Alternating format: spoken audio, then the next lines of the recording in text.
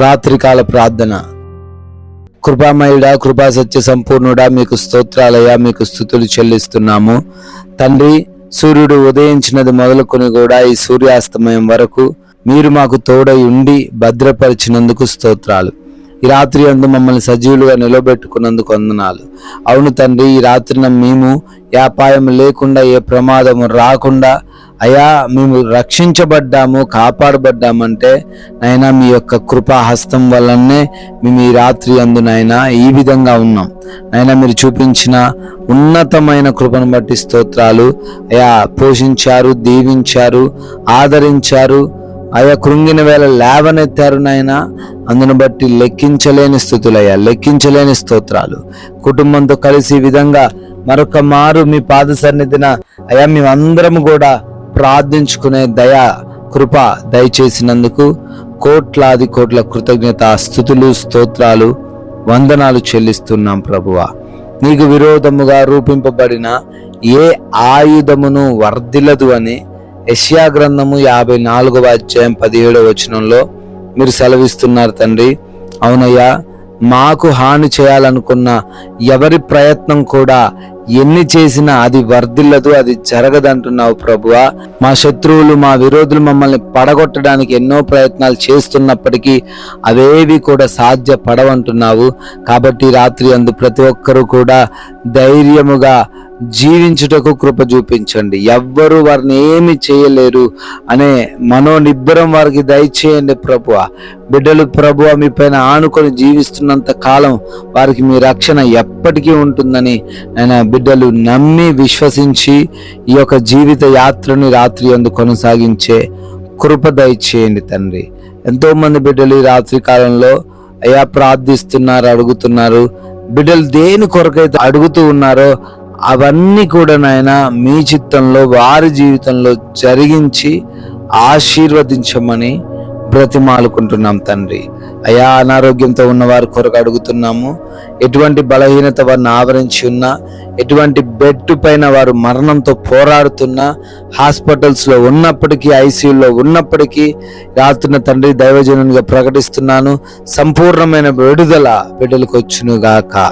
అంధకార క్రియలు, దురాత్మ క్రియలు, చాతబడి శక్తులు అన్ని కూడా యేసు నామములో లయపరచబడును గాక.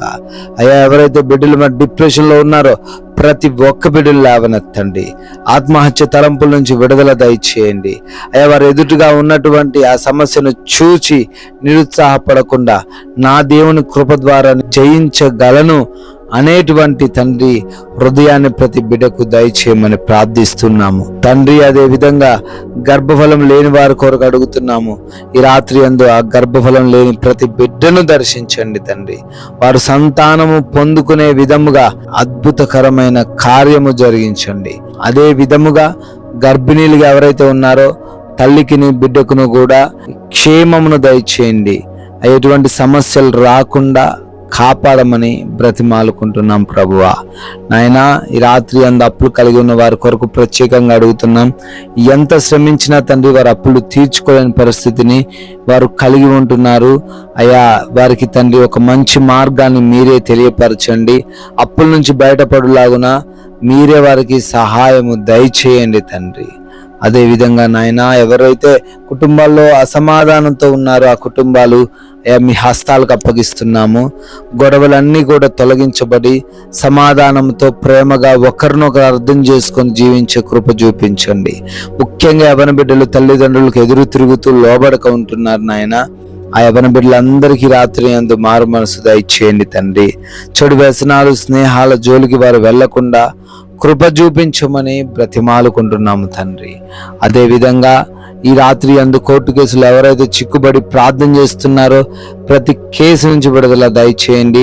వారి పక్షాన తండ్రి ఆయా పరిస్థితులన్నిటిని కూడా మార్చమని బ్రతిమాలుకుంటున్నాం తండ్రి.